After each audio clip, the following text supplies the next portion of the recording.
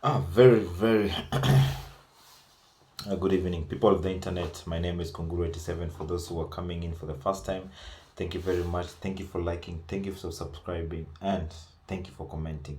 Kindly remember, spread the word. Spread the word. Talk about it. Tell a friend to tell a friend. Without taking much of your time today, I'll go and dive directly into something I experienced today while I was just going around my day-to-day affairs. And this is called etiquette. Personal, friend, colleagues, and friend and family etiquette. So what is etiquette? It depends how you guys want to have some etiquette. Some people associate it with some sense of respect. Yeah, some people associate etiquette with some form of respect. Some people associate etiquette with some form of personal obligation against towards people or individuals in different junctures of life. In this video, this is what you're going to discuss about. How can you identify this kind of boundaries or etiquette against or towards friends, towards relatives, or towards your work colleagues, the people you work with. Colleagues doesn't mean they have to be corporate, even in just a normal, formal working environment. I'll dive directly into it. So, this is what you call, and my first point is called the cost of overstepping boundaries. We have some people who don't know their boundaries when it comes to friends, when it comes to relatives, when it comes to colleagues. The boundaries are there. For example, there's some relatives, they'll come and they'll meddle inside your affairs until they forget their boundaries. Yani wamevuka mpaka. For instance, someone asks you, and when are you getting married? And they ask you that kind of question. When are you getting married? Or they ask you, and you've squeeze, you're eating too much and becoming too fat. No one has told you that. Or you hear them telling you bluntly, like, you're thin nowadays. Nowadays you're thin. What information or what do you pick from these kinds of talks from people who do not know where the boundaries are? It is quite unfortunate that we live in a community where such people are there, but they don't know their boundaries. They don't know when to say what and when to stop. Each and every time they keep on engaging into funny, they ask the most stupidest question. And to some extent, to some degree, these people are usually your seniors. Like imagine your aunt asking you, why you're not yet married? There's a saying that goes back in Nairobi, wanasema ati Mungu nifunze kujamaza. Because the very minute you just plan that you want to throw a bomb and then God comes and touches your mouth and says, stop, do not answer this particular individual. Because you might end up answering them very badly. Some people don't know their boundaries. They just come and enter. Even your own colleagues. They start telling, hey, and you cannot go and shave. They don't know their boundaries. Or someone comes and tells you, hey, you've really repeated this jeans of yours. You've really repeated this trouser of yours. Do you have those friends who keep on meddling into your affairs? Most your private life. It has been written and said time and before. Never tell your friends your personal life.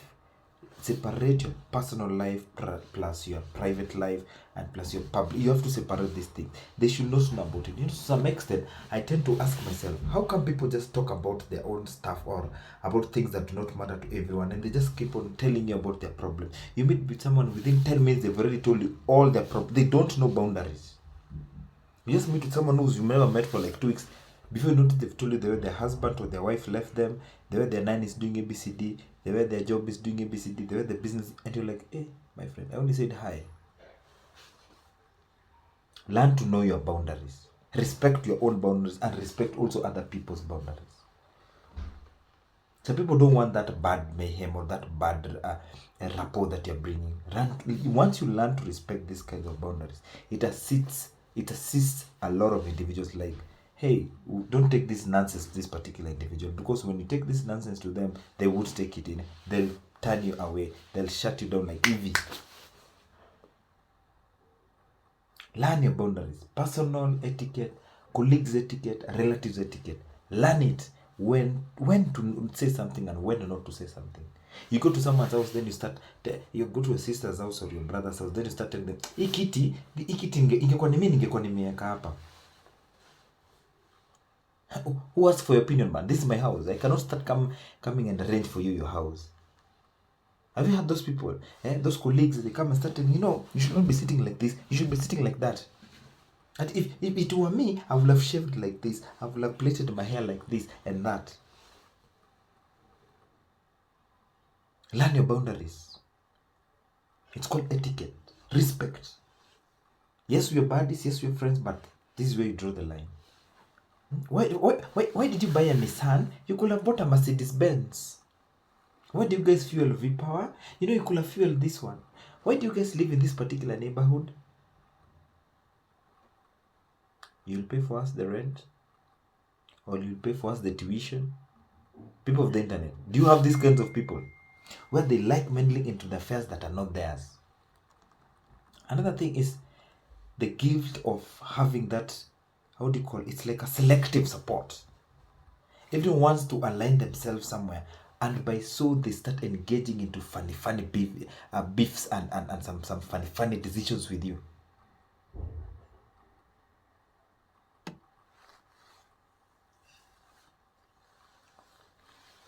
So in the world of etiquette and personal etiquette, I came to learn that some people love it or like it when you guys fail.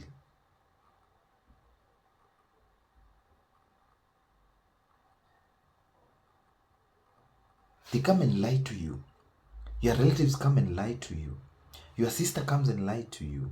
Your aunt comes and lie to you. Your friends, your colleagues, they're waiting for you. Oh my God, when this thing happen? When will this thing come to happen? When will this one fall down so that we come? A very bad kind of. And then the funny thing, they are the same people who, when you fail, they come and hide behind you, telling, oh, it is on, so I know that individual was not good. You have got respect my thoughts.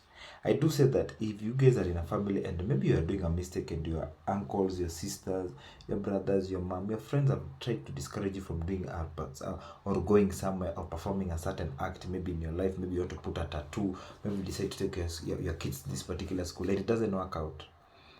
If it fails, they should still come and give you some hope. They should come and give you some assistance. Maybe if it was financially, they should come and encourage you that things will.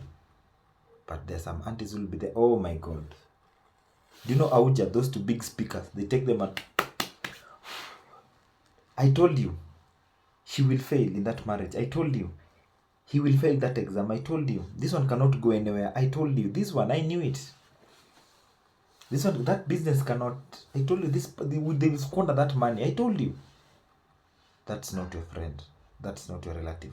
That is not your mom. That is not your dad. Cut those ties with those people.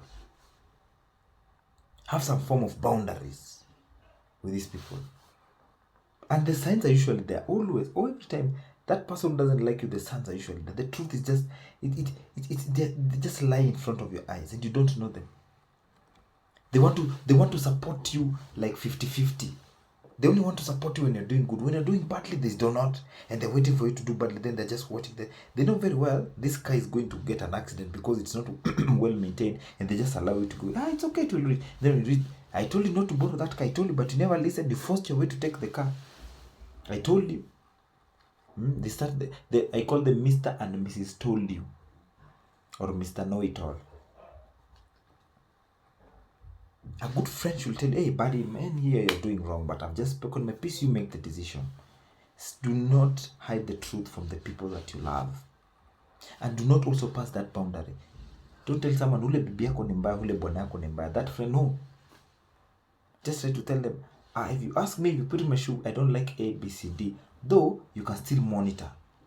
Just throw them some bits and pieces of this particular thing. But the very minute this individual comes and start telling you, leave that person, leave that husband of yours, leave that daughter of yours, leave that son, leave that friend of yours, leave that job. Are they going to give you a job? Another job? Resign. I cannot. If it were me, I couldn't have worked in that same working environment. No, I cannot work. Can they employ? Can they pay the bills for you? Would these people pay your bills? Would these people come and start telling you know what? I'll be paying your bill from today on. I'll. Then you have this kind of friends who pick some jokes and try to twist them around and use it against you. These people don't know the etiquette in an office. They don't know the etiquette in a setup of a relationship. Even your own spouse. Like maybe for example, just say that maybe it's because you don't have money. Is when, oh my goodness, so and so said you usually don't have money. But so and so say you're struggling with life. Maybe you guys are just, you hear, have you ever had these conversations where you're having open talk? I call it open mic, where you not use these words against person. We're just talking, we're just making fun of it. But please do not take that joke and go and twist it to them as if we were making stories about them or we were commenting about them. Maybe your husband doesn't have a job and you guys are just seated somewhere making stories, just jokingly. Before you notice it, it has been twisted. Hey, do you know Kunguru was speaking the way your husband doesn't have a job, you're the person who's feeding your husband? And I'm like, hey, we were just having an open talk. We were not even gossiping. Because the ladies are the worst. Before you notice it, the thing has been twisted, cultivated, some manure has been put into it, they've watered it, it's now sprouting very big stories. People just end up spoiling friendship because of it. We just said it, I hear some people call it on a lighter note. We're just making on a lighter note. Hey, by the way, when your husband doesn't have something, hey, I think you should. Hey, now it has been changed. Some people are talking about your husband. Then what I usually say, when you hear about something, don't always be quick to judge. Don't always be quick to jump into stories. Don't always be quick to want to know who did what when. Once you hear a story, listen to it, analyze the situation, focus about the situation, think about who's telling the truth, think about this other side of the story, and who is lying. Like today, I had an incident back at home, and I was called by the phone about something that had happened, and a very, very senior individual was on the other side of the phone, and I didn't know. So when they explained to me this story, I was just sitting there just listening. And personally, I've developed a character where when someone is having a conversation, I take a pen and write the key points that they've mentioned. And then I wrote. Then they were asking me, are you there? I was telling them, yes. And why you not respond? I was like, no, I'm listening to you. I don't want to listen to it with my mouth open. No, I want to take the information in, encode that information, decode that information, so that when I answer you, I only speak few words, but the magnitude of the words that have come out of my mouth. Because I don't want those, maybe you're just talking on a lighter note. I want to twist, I don't want to mismanage or to confuse the words or not to understand exactly what you've said. Then you start telling me, no, I was meaning this. No. So when they were talking, they finished, then I was like, okay. Then I asked that individual, like, so they've said ABCD because I just picked this. Then the other person on the other side of the call, because as I was told you, I never knew I was in a conference call. They were like, no, that's not what I meant. I was like, hey, hold the horses. I've just picked 1 point. You guys I've had like around 5. I'm only analyzing 1 point. So the conversation went on. Then later on, this individual called me and told me, wow, you must be very smart. We were just having an open talk talking about this particular issue, but for me, I noted them down so that 1, I don't turn a joke to become a serious thing. 2, I make sure that I heard correctly what that individual said, so I was noting it down. Some of us, when they listen to something, it's like a battle. They engage. You talk to them, they engage. You talk to them, they engage. It will started like a joke. Before you notice, it's a big bomb has blown because they listen with their mouths open, like they do not listen to understand. They listen so that they can answer you back. They don't know, like, hey, these are grown up. When you're still young, we are being told when an elderly person speaks, you listen. In fact, even in the business of sale, they say you do what you call an 80-20 rule. The client speaks the 80%, you do the 20%. You listen to 80, you talk 20, not the other way around.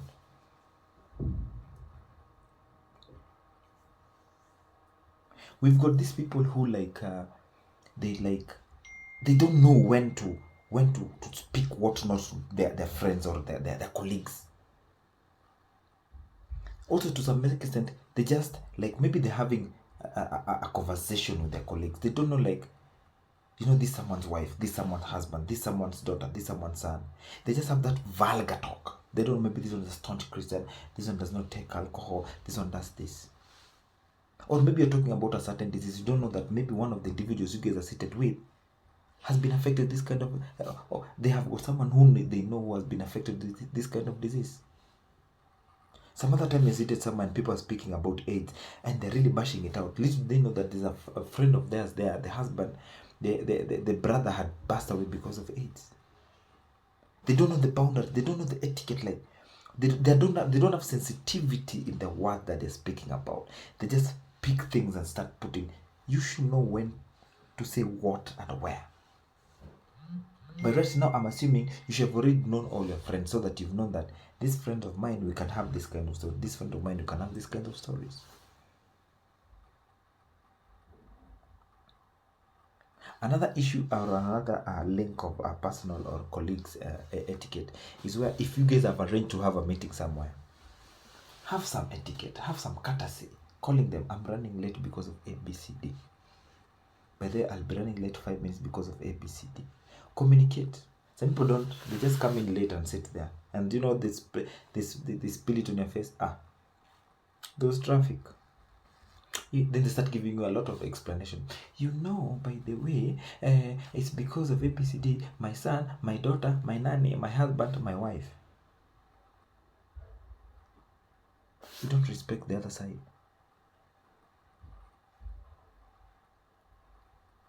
Or maybe you guys are supposed to be meeting tomorrow and it's today.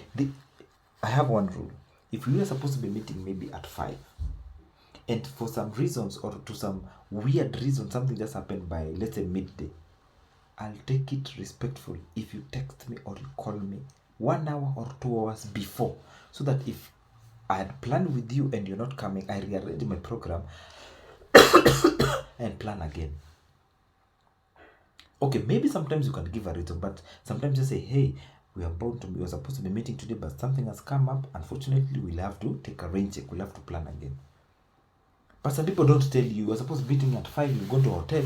You've ordered the best meal over there. You're seated waiting only for a text message. By the way, I'll not be able to make it. Even when you're going for some interviews, I do say that. There's one thing I read from a very great individual. He's called Pamina Swanaina. He's one of the directors of corporate staffing. And there's one thing that I really picked and it has helped me. And I've even had we've engaged with these kinds of conversation with a lot of people, that when you go to a training room, you've been invited for an interview. You've been told that interview is supposed to start at 12 p.m. in the afternoon. You're supposed to be there at least latest by 11:30 or earlier. If a few minutes to 12, no one has engaged you to tell you this is what's supposed to be doing before the meeting or before the training, already that's a red flag. Before the training time, it was supposed to be at 12. It's already 11:45 or 11:50. No one has even contacted you to confirm if you've arrived at the venue. Are you ready with your paperwork? Are you set? Or maybe there's a few adjustment with the timing. They've not told you anything. Just know that's a red flag. If it reaches past 12 and 12:10 and there's no communication, walk away. Walk away. People of the internet, walk away. That's what I'm telling you. Walk away. That simply tells me that these people are not ready for me. If you walk away, you save yourself the anxiety, the hassle, and the time. These people never they never had some kind of etiquette or some kind of respect or some kind of thought that you had something else to do somewhere. And you find it even most of our relatives. You guys, you've planned to go someplace. Maybe you've decided you're going to meet at some a bus stop somewhere. Then you've reached there early because they're the ones who are driving or owning the car. You've gone there. Let me speak for those who own the car. You've gone there. Now you start waiting for them. Then they come like 30 minutes late. And they tell you, oh, we found traffic. Just because they're giving you a lift, you don't deserve that kind. They don't respect. Or the vice versa. You're supposed to be giving someone a lift and you've arrived there at the bus stop, and then they'll come 1 hour later. Do you know someone who's driving and has wasted 1 hour on the road, do you know what distance that individual could have covered? Almost to 60 to 70 kilometers on an average normal speed.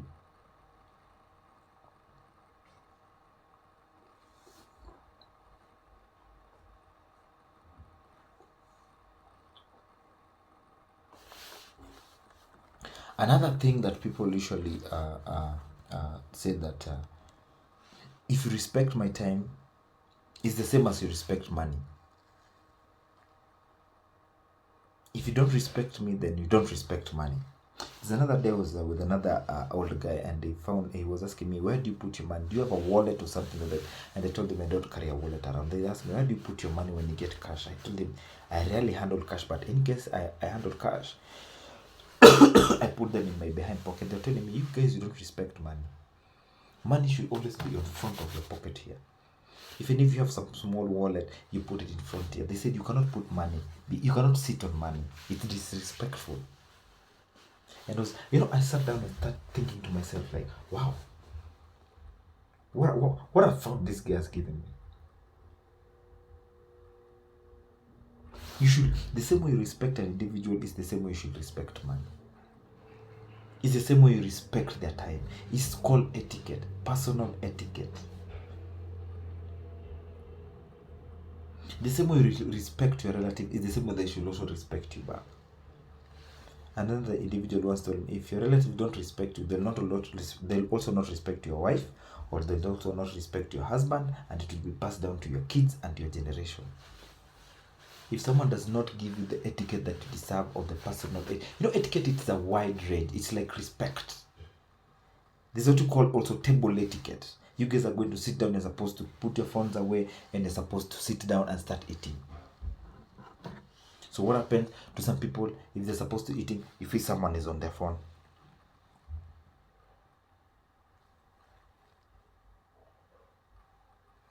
They're busy on their phone. You guys are supposed to be eating, they're busy on your phone. You've got no respect of the people sitting around you. You guys have gone out with your friends. You guys have decided, let's go and have fun. Let's go and eat somewhere. And someone is busy. Then they're making some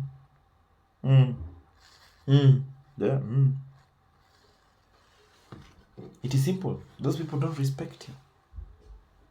Those people do not respect that congregation. In fact, I was once told that when you're going to a meeting, never put your phone on top of the table when you guys are having a meeting, or even turn it upside down. No, remove it from the table. It shows you've respected the people who are in that room. Mute your phone. Some of you have got the weirdest ringtones ever. You hear a ringtone and you're like, hey, what's not happening? Even when you're working with a client, the time that you're working with a client, make sure your phone is muted. Stop answering your phone. And if it's a must that you must respond to your phone, request for permission. Excuse me, just give me 5 minutes of your time. Let me go. Then you come back and you apologize. I apologize for that, because sometimes maybe it's an emergency.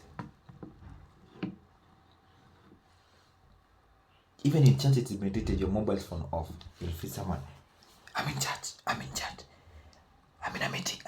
I'll call you back. That's indiscipline of the highest order. Mute that phone. Text that person. Put your phone in mute. Or excuse me, then they walk away. In short, they do not respect that meeting. There's no etiquette in those people. There's no respect in these individuals. Have some respect, have some decorum. Some people also, this personal etiquette or this kind of respect, it has brought them to have some form of danger or entitlement into the society. Just because there's some prominent people, they see you guys, you cannot tell them anything. They can walk into a meeting late. They can eat into that particular dining hall of yours and leave the things on top of the table. They can answer anyone at any given time. They can dress the way they like. In fact, they start telling you it's me who's paying your bills. Personal, relationship, relatives etiquette. It's never trained someone. It's just something we learn as we grow. Every single day as we grow, we learn this thing that, hey, this is what I'm supposed to be doing. This is supposed to. It's not like it's not like a must. some people, just because they're being told yes or no, they take it like it's a must they be given these particular favors. They don't have respect for you because they pay for your tuition, because they pay for your house, because they've assisted you in some kind of job they've given you. They've cut the bound, they've passed that boundary mark. They don't know what. Let's have some good relationship with our relatives, with our colleagues, with our friends. Have the boundaries. Get to know. And when you've wronged someone, when maybe you're about to pick that phone call in the middle of the meeting, or you're about to just apologize, tell them, I'm very sorry, it was an emergency call, I'm sorry, I never requested for your permission, kindly apologize, do not be offended. These people feel respected.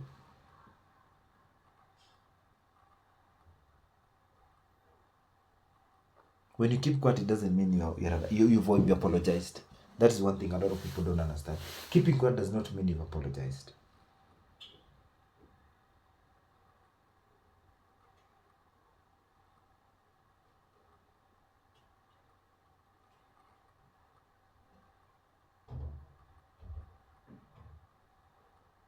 Learn always to apologize when you've done a mistake that is related with etiquette or some respect.